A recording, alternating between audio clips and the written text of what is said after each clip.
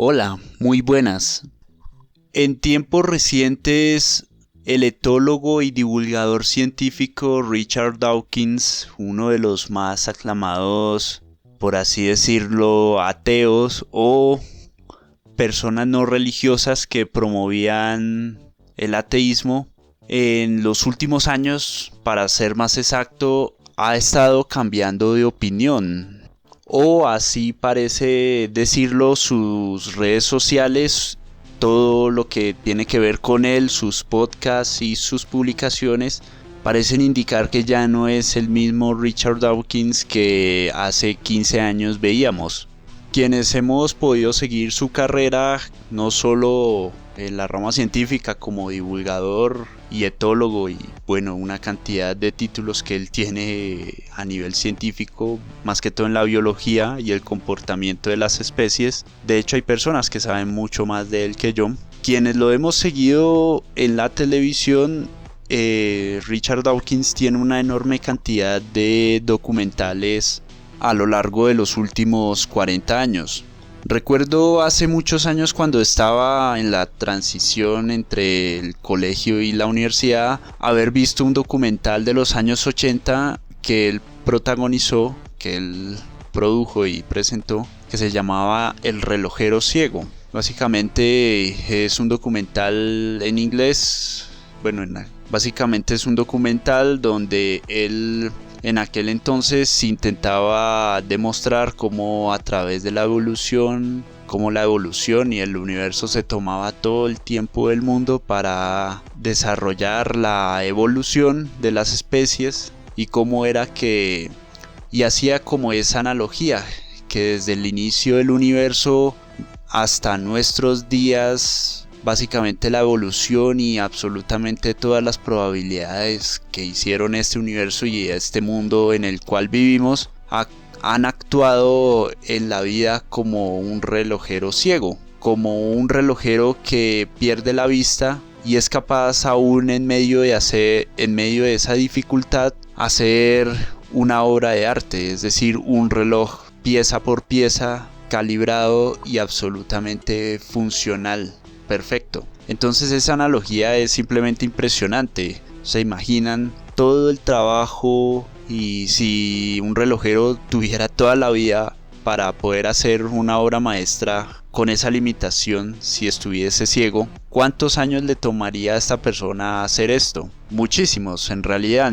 Entonces esa analogía la traslapaba con la teoría de la evolución y todo lo que tiene que ver con las hipótesis que se han formulado a través de la historia acerca del crecimiento y evolución del universo. Entonces ese es un tipo de documental fascinante al estilo de Cosmos de Carl Sagan, que a uno lo dejan fascinado y simplemente perplejo acerca de la complejidad del mundo. Y no hace falta tampoco irse muy lejos a través del espacio y del universo para darse cuenta que el mismo mundo es una maravilla. Las plantas, los animales, el agua, las moléculas, todo nuestro mundo que nos rodea es simplemente una maravilla mucho más compleja que un reloj suizo, con una mejor cantidad de precisión y con una cantidad de complejidades que al día de hoy inclusive no comprendemos.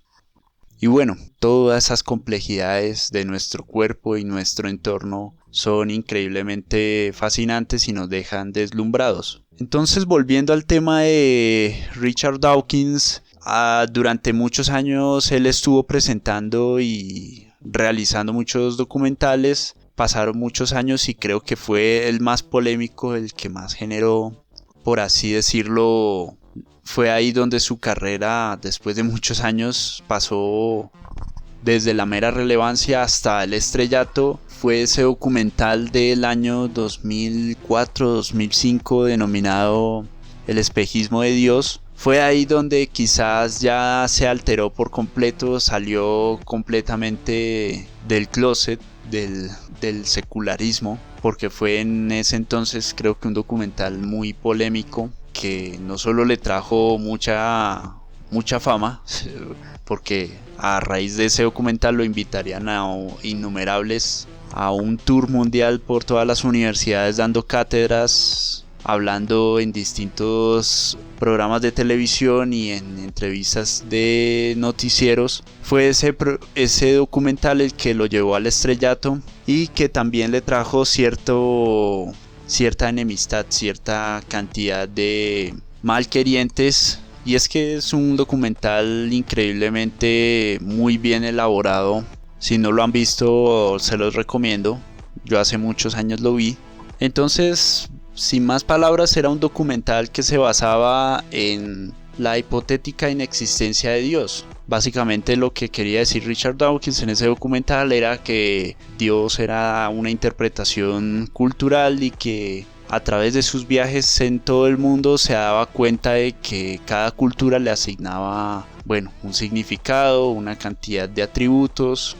A lo largo de ese documental van a ver a Richard Dawkins debatiendo y hasta peleando con una cantidad inmensa de pastores, sacerdotes, rabinos, superiores. Inclusive en ese entonces no solo era la versión más atea y escéptica de Richard Dawkins, porque se daba de frente con todo, no solo con el cristianismo, sino con el islam, con el judaísmo y también con el famoso Deepak Chopra, es un nombre difícil de pronunciar, con esta clase de nuevas religiones que hoy en día le llaman el New Age, pues que las denominaba una completa tontería, y llegó a desafiarlo y a increparlo varias veces. Entonces esa era como la versión más agresiva de Richard Dawkins, dándose de frente con todo lo que oliera a superstición y a posiblemente religión,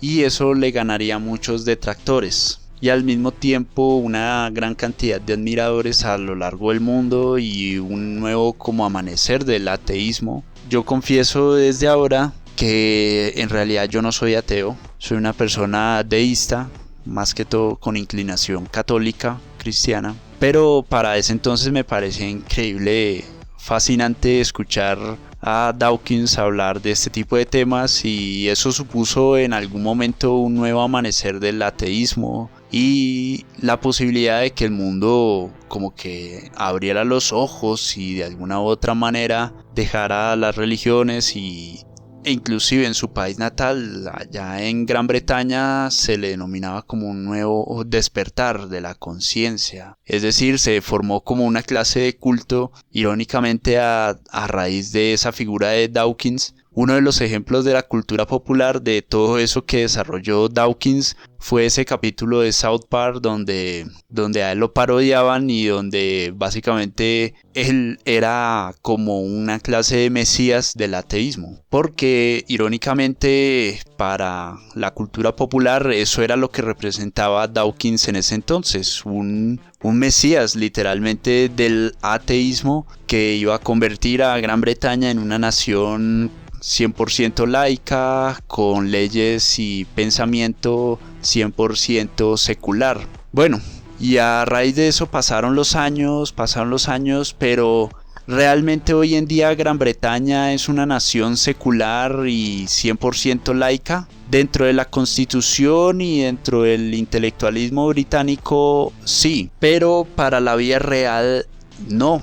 Resulta que hoy en día, con la inmensa migración de distintas partes del mundo, en especial de África, Medio Oriente, India, Pakistán, todos los países en los que alguna vez Gran Bretaña puso su pie, pues varios siglos o décadas después, toda esa gente de esos países inmigraron a Gran Bretaña, haciendo que este país en la práctica no sea para nada ninguna nación laica. En la práctica, lo más probable es que Gran Bretaña sea una nación musulmán. Ya existen autoridades y un gran número poblacional en distintas ciudades británicas donde se está solicitando que se cambie la constitución y que esa constitución local se adapte a lo que ellos llaman la ley Sharia, que es una ley gubernamental que está acorde a la religión islámica. Porque resulta que más allá de la libertad de culto, dentro del Islam no solo existe la libertad de culto de ejercer el Islam como religión con sus oraciones, con su simbología, con su libro sagrado, sino que es una orden de ellos que debe existir gubernamentalmente y dentro de sus leyes judiciales, y todo esto tiene que existir una ley que sea acorde a esa religión, y esa ley se le denomina la ley Sharia. Entonces ya inclusive hay noticias de que esa isla, ciudad tras ciudad, municipalidad y así por el estilo, están apareciendo grupos donde se está cambiando las leyes radicalmente, y en unos años vamos a ver que una gran porción de Gran Bretaña será musulmana y también pues hindú, porque también llegan muchas personas de la India con sus creencias personales, y al mismo tiempo eso va modificando la demografía, la religión y toda esa base religiosa e ideológica de cada ciudadano. Bueno, ¿y esto qué tiene que ver al final con Richard Dawkins? Pues Richard Dawkins en cierta parte en los últimos años se siente un poco defraudado porque ha visto cómo lo que para él era un proyecto derrumbar el cristianismo en Gran Bretaña se ha convertido en todo lo contrario, es decir, como dicen en algunos países, en especial en el mío, el que no quiere sopa se le dan 2 tazas. Y eso es lo que está pasando en Gran Bretaña. Entonces, Richard Dawkins, junto con otros pensadores, intentaron desplazar el catolicismo y el cristianismo de la Gran Bretaña, y ahora van a tener que tomar 2 tazadas de sopa. Van a tener que lidiar con el Islam y sus estrictas reglas, y también con un conjunto de religiones de países donde Gran Bretaña hace siglos tuvo colonias. Eso quiere decir que, pues como no existen autoridades cristianas y pues prácticamente la laicidad del país, de sus ciudadanos nativos, es permitir la libertad de culto, entonces el Islam tiene el camino completamente libre para tomarse el país y sin ningún tipo de problema. Entonces, pues en los últimos años Dawkins ha sacado una gran cantidad de podcasts y se ha propagado muchísimo más a pesar de sus años, porque ya está como en los 80 años. En vez de descansar, parece ser que ha resucitado todo su poder comunicativo. Colocó un podcast en YouTube, en Facebook y también a través de la plataforma de Elon Musk. Ha sacado también su plataforma donde habla prácticamente todos los días, casi todas las semanas, y se le ha visto un poco arrepentido. Se le ha visto un poco arrepentido no solo cuando él habla acerca de la nostalgia del cristianismo, que él desearía vivir en una Inglaterra, en un Reino Unido cristiano con una sociedad mentalmente, sociológicamente construida en el cristianismo, con celebraciones, con tradiciones, con todo lo que envuelve el cristianismo, porque para nadie es un secreto, quienes son sociólogos y antropólogos se darán cuenta que a pesar de que hoy en día ya la religión cristiana no tiene tanta magnitud como la tenía hace 100 o 500 años, todavía somos aquí en esta parte del mundo un producto de todo lo que envuelve el cristianismo. Comenzando por nuestro calendario, nuestras tradiciones, también en nuestra forma de vestir, en nuestra forma de comportarnos, casi pues es una sociedad 100% cristiana culturalmente. Entonces Richard Dawkins aparece un poco nostálgico, diciendo que está un poco arrepentido y que le gustaría que su vejez y quizás sus hijos y sus nietos y toda la generación británica que venga de aquí en adelante vivan en un país con estructura cristiana, y no solo un poco en el ámbito patriótico, sino también en el ámbito filosófico y hasta pues que es lo que envuelve el ateísmo. Ya se le ha visto claramente que Richard Dawkins no ejerce el ateísmo. Yo lo que creo es que Dawkins ya debe estar en una etapa de deísmo agnóstico, inclusive es probable que sea otra vez creyente, porque se le ha visto hablando sobre la posibilidad de que el ateísmo sea irracional. Él hace muchos años utilizaba una metáfora para describir que las religiones eran falsas, el de la tetera. Entonces era algo así como que imaginémonos que existe una tetera o una máquina de hacer té orbitando el sol. La tetera quizás existe, quizás no. La única forma de comprobarlo es ir hasta allá y físicamente y a través de métodos científicos comprobarlo.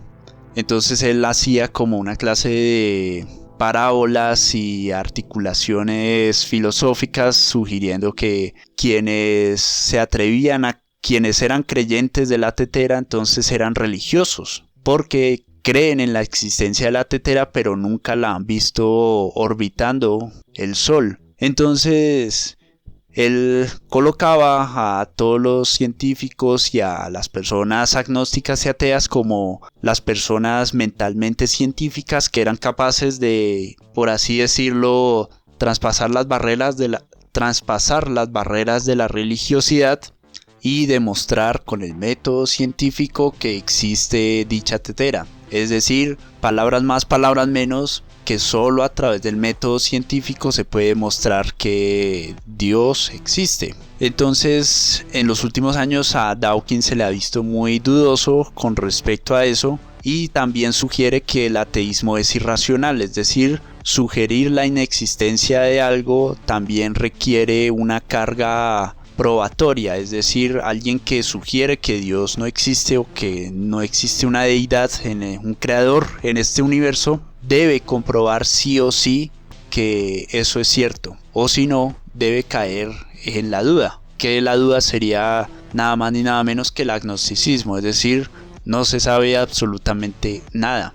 Pero obviamente sabemos que eso es muy complicado y nuestra postura como seres humanos nos obliga un poco más a creer, a ser más creyentes, a desde el fondo de nuestra conciencia, de nuestro cerebro, creer que existe algo más allá de nuestra comprensión, que existe un creador que por alguna razón creó esta realidad que vivimos, toda esta Matrix. Si es que es así, esta simulación, entonces así es como funciona casi todos, me incluyo yo, una gran mayoría de personas en el mundo que somos un poco religiosas. Es así como creemos que ojalá fuera el universo, que existiera una forma más trascendental que nosotros, que sea la que creó este mundo, la que gestiona desde allá toda nuestra existencia y todos los entresijos que componen el universo y nuestra existencia. Entonces esa es la postura más poderosa que tenemos y parece ser que en sus últimos años Richard Dawkins también la ha aceptado. Parece ser que los días en que Dawkins era una fiera antisupersticiosa, antirreligiosa como le conocemos, han llegado a su fin, ya sea por filosofía, por meditación personal o inclusive por miedo a que su país ya deje de ser netamente cristiano, porque pues como todos sabemos Europa se ha vuelto laica, ha despreciado un poco el cristianismo y ahora van a tener que probar doble tazada de sopa, van a tener que probar una religión que es mucho más estricta en todo aspecto que el cristianismo actual. Entonces nada, ese era como el mini podcast, por así decirlo, que quería hacer. Aquí aprovechando el tiempo, mientras hago mis tareas aquí en la computadora, hablo acerca de esto. Entonces eso era lo que quería comentarles. Esa reflexión sobre los últimos años de Dawkins y su campaña parece ser de arrepentimiento. Entonces, no siendo más, nos estaremos hablando en otra ocasión, en algún short o en un video largo. Próximamente saldrá un video largo y nos estaremos hablando. Si les gustó el video, denle like, suscríbanse y nos vemos en otra próxima ocasión. Chao.